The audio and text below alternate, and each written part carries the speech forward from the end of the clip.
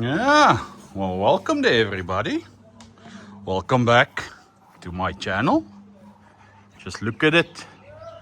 Blue sky, sunny day here in South Africa.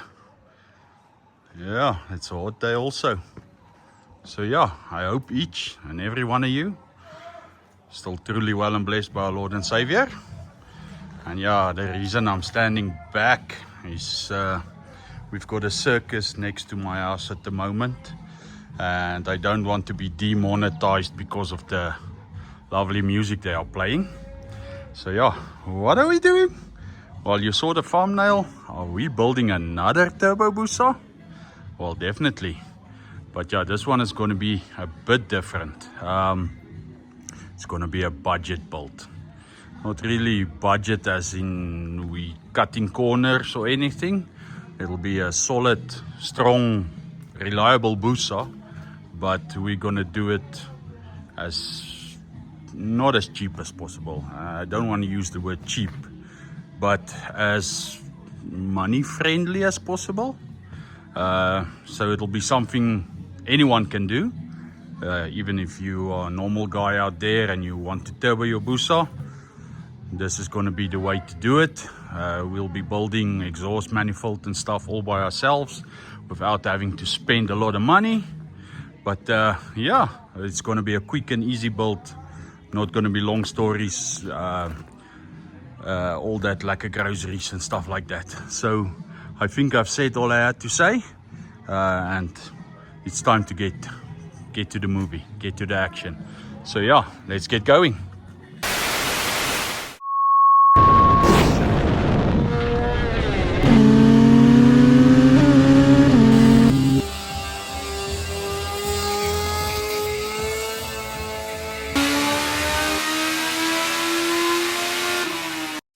Okay folks, you know how it goes. Before we start the video, we first have to do a little shout out to all the members slash sponsors of my channel. All of these guys and girls you see over here, they support the channel by being members, and I would like to thank each and every one of you. It really means a lot to me, and it helps me build, or you guys help me build the channel and make it better for each and everyone to watch.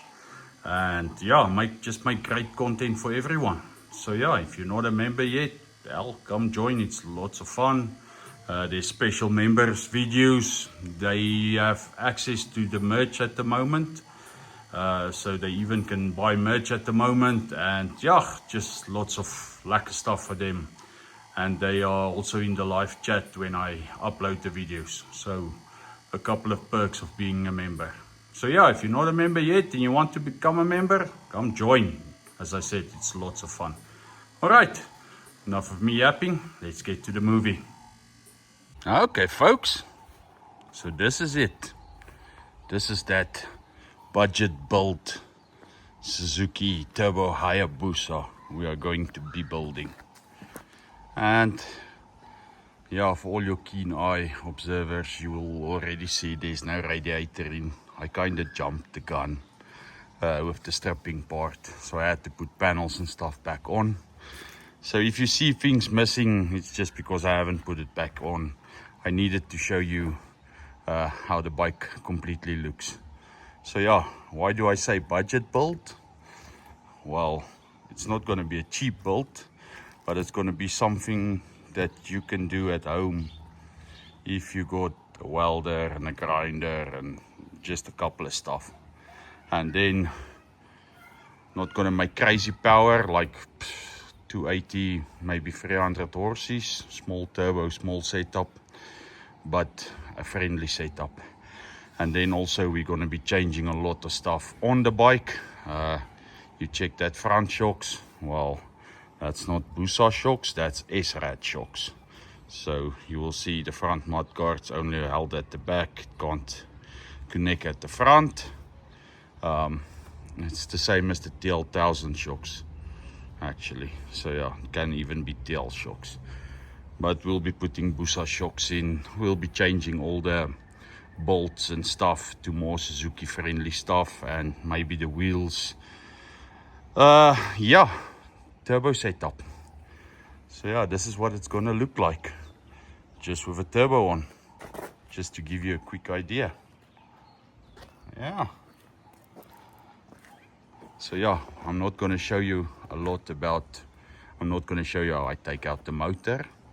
I'm not gonna show you how I drop the compression of the motor. If you wanna see that, I just did a turbo build where I did step by step how you do everything. So this one, I'm not gonna show you step by step. Probably the next thing you'll see, the motor will already be out on the table and we'll start building exhaust manifold for the turbo. So compression, everything will already be dropped. We'll just be building the turbo manifold. I originally wanted to build the boost box, but as luck would have it, I got one. So we won't even be building a boost box. I'll show you how we run the setup.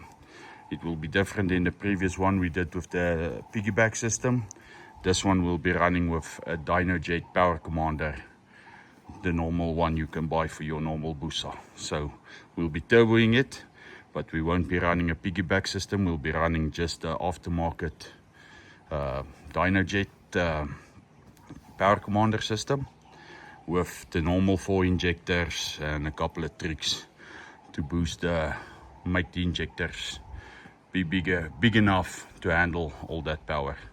So yeah, I think I said all I had to say. Now let's get busy with this build, get it finished, get it done. All right, let's get going. Okay folks, so I said I was gonna skip a couple of steps and not show you everything, but yeah, I almost skipped all the steps and showed you nothing, eh? So let's quickly go over what did I do. Took the motor out, didn't show you that. Put the motor on the table, didn't show you that. Strip the motor, again, did not show you that. Put the space plate in, didn't show you that. Put these nice block off plates for the exhaust in, didn't show you that. Took out that oil restrictor behind the oil filter, again, did not show you that. Already had, I told you last time I had 2 sumps already made, so it's just blocked off now, but already installed a new sump with the return line, and again, I didn't show you that. Sorry. So yeah, here's the motor. Show you all the angles at least. So I can show you something. She's pretty clean.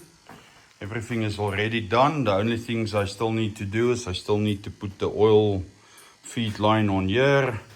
The reason this oil line over here is off at the moment is because I'm already busy building the turbo exhaust manifold. And again, didn't show you this. But yeah, so the flange is on and the little loose pieces are on. You can just see, I actually got, here it is. So they look like this. They don't start like this, they start like, let me show you. So that's what it starts out as.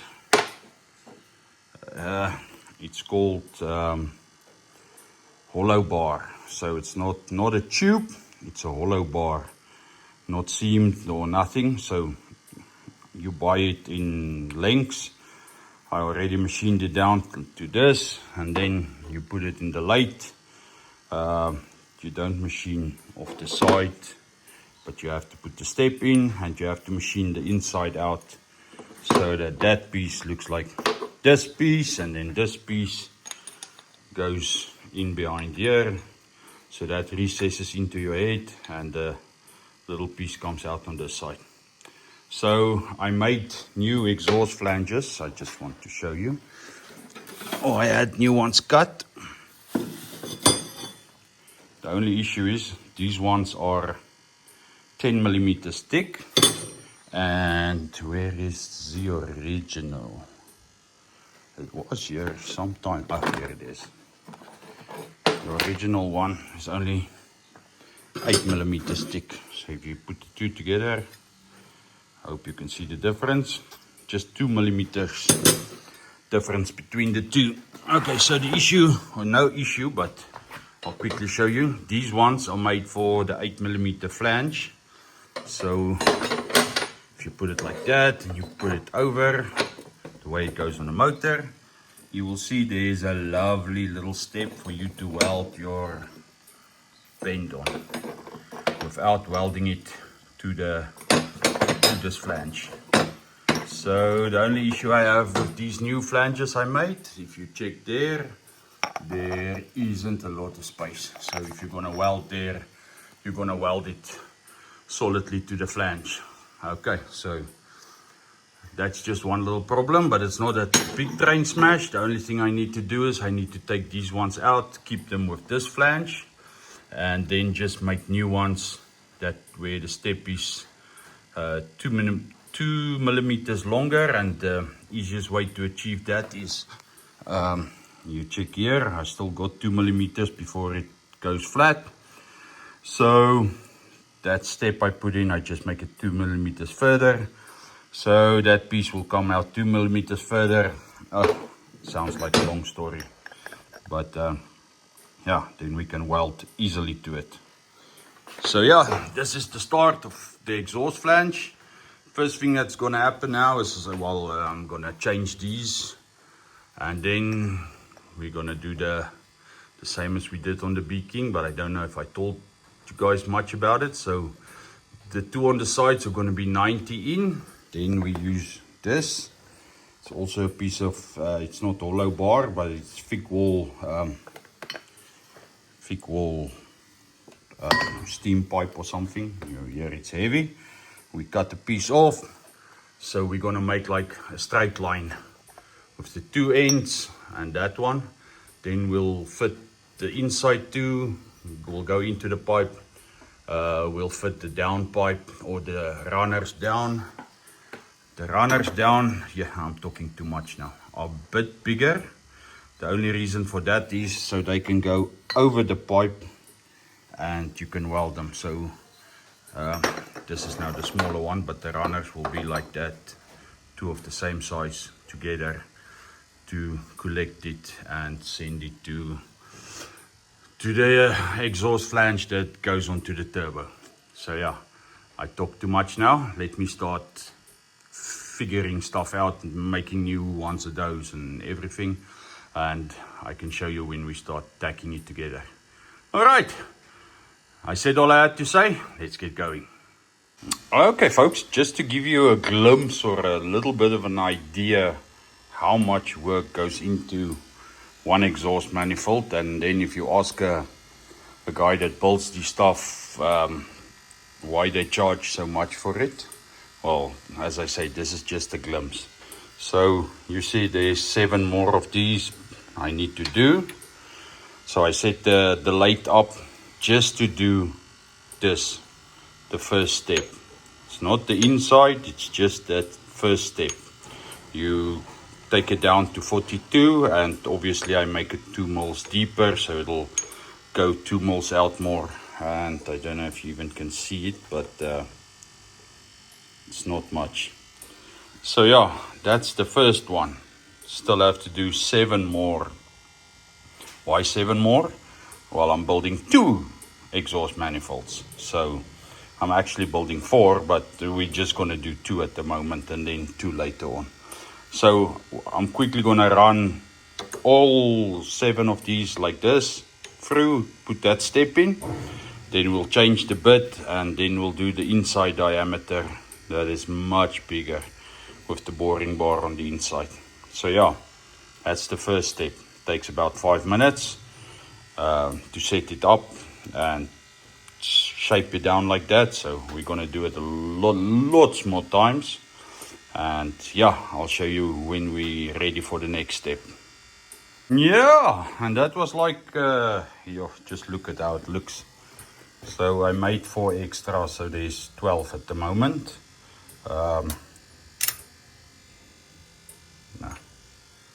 Oh, here's the first one that's finished now. It's not finished, I still need to round the edges and stuff, but there's the sample one, there's the finished one, the holes are the same. as I say, this one is just not polished and rounded.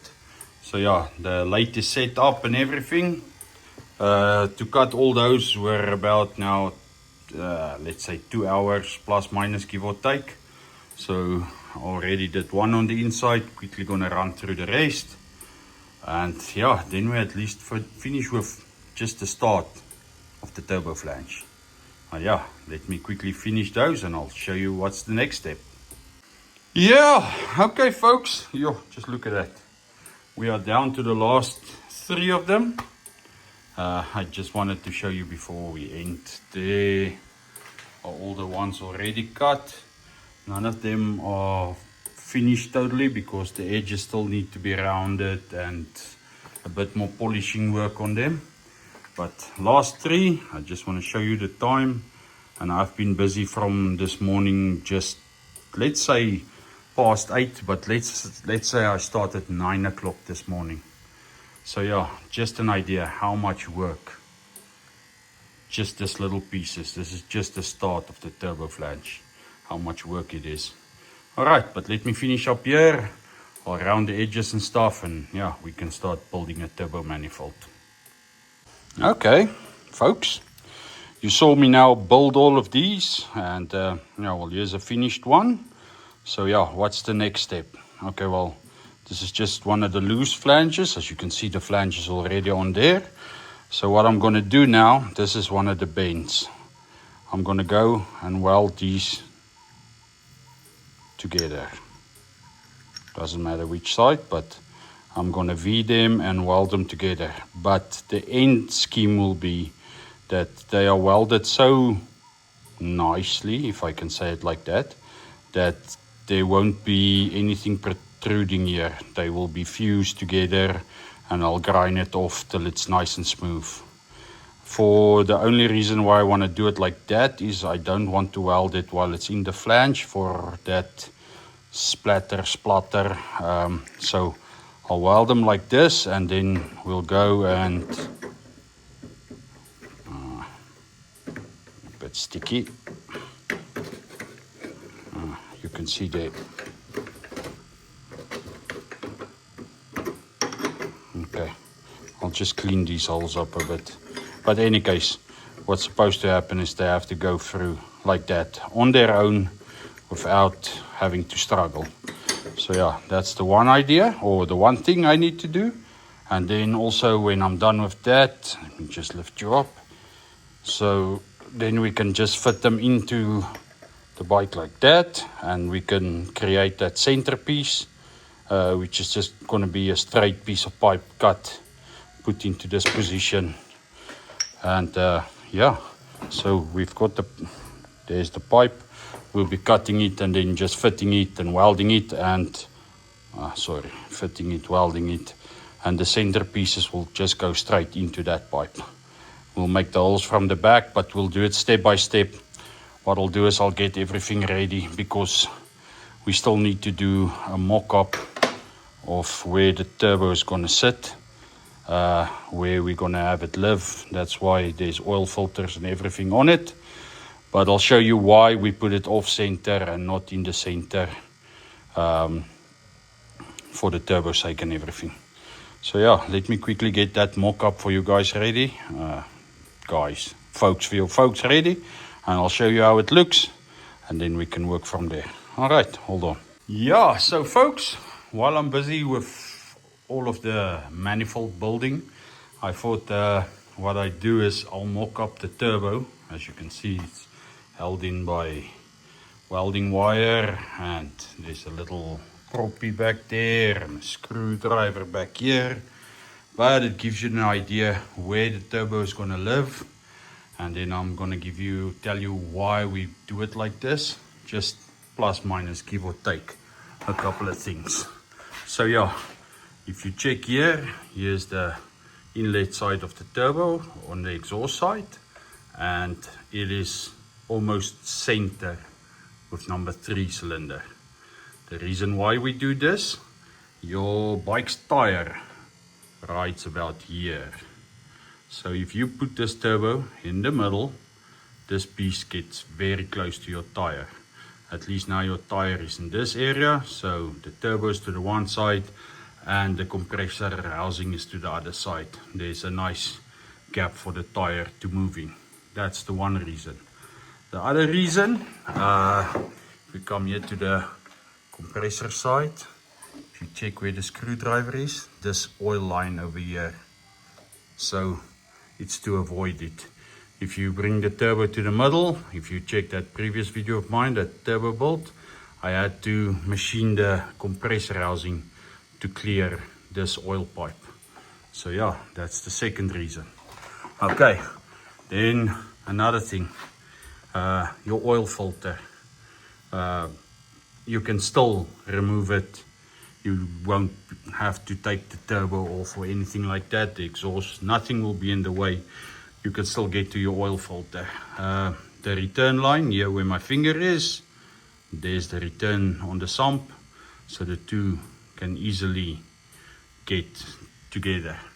Then you will see here on the compressor side, this is supposed to be cold air, so it's very close to the exhaust.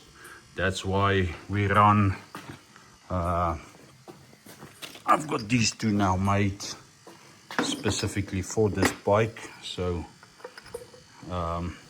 it'll go like that, plus minus will shave off a bit. So one will be like this and the other one will let the boost pipe go up.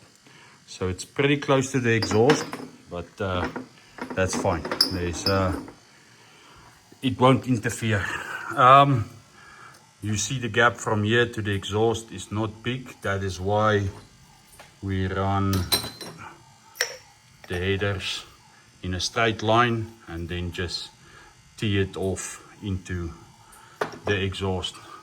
The reason why we try to put the turbo as high as possible is for the oil.